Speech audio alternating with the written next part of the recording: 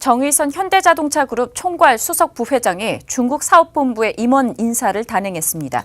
세대 교체를 통해서 부진에 빠졌던 중국에서 새로운 성장 동력을 찾겠다는 의지로 풀이되는데요. 자세한 내용은 산업부 정세미 기자와 살펴보도록 하겠습니다. 네, 정 기자, 중국 사업본부 내에 대대적인 임원 인사가 단행이 됐습니다. 네, 현대차그룹이 16일 중국 본부에 대대적인 임원 인사를 단행했습니다.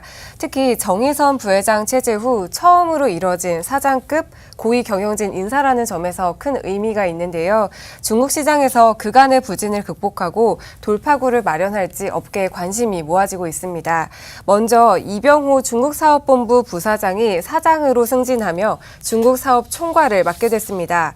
이병호 사장은 1956년생으로 동국대학교를 졸업해 현대차 중국 영업사업부장, 현대위아 차량 부품사업부 등을 거쳤는데요.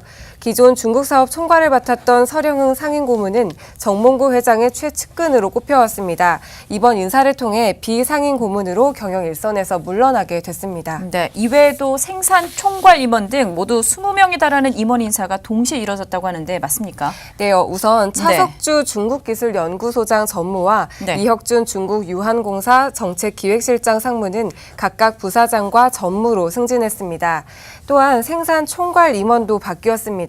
문상민 베이징 현대창조공장 상무는 베이징 현대 생산본부장에, 그리고 김성진 기아차 화성생산 담당 상무는 동펑위에다 기아생산 본부장에 임명이 됐습니다.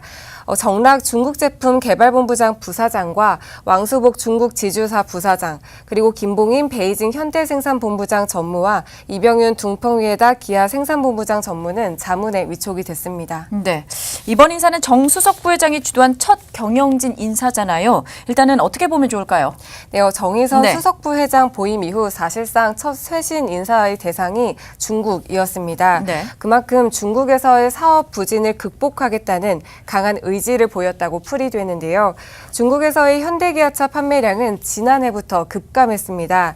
2016년까지만 해도 중국은 현대기아차의 최대 판매 시장이었지만 지난해에는 국내와 미국 시장 판매에도 미치지 못하면서 전체 실적을 끌어내리는 모양새였습니다. 특히 사드 사태 등의 영향으로 올해도 지난해 같은 기간 대비 10% 성장에 그치며 부진한 실적을 이어가고 있는데요. 이번 인사를 살펴보면 현대기아차는 중국 지주사 내에 마케팅을 총괄하는 고객 경험 전략실을 만들고 베이징 현대와 둥펑위에다 기아의 마케팅 라인을 정비했습니다. 이를 통해 중국 시장에서 브랜드 파워와 마케팅 역량 등을 끌어올리겠다는 계획입니다. 또한 신차 개발도 계속 가속화됩니다. 이를 위해 중국 IT 기업들과의 협력도 확대하는데요. 이어 내년 처음으로 중국 전용 전기차를 출시하고 수소 전기차 판매도 검토하는 등 신에너지차 시장을 적극 공략한다는 계획입니다. 네, 정의선 수석 부회장이 이번 인사로 중국 사업의 부진을 극복해낼 수 있을지 관심이 모아지고 있습니다. 지금까지 정세미 기자와 함께했습니다.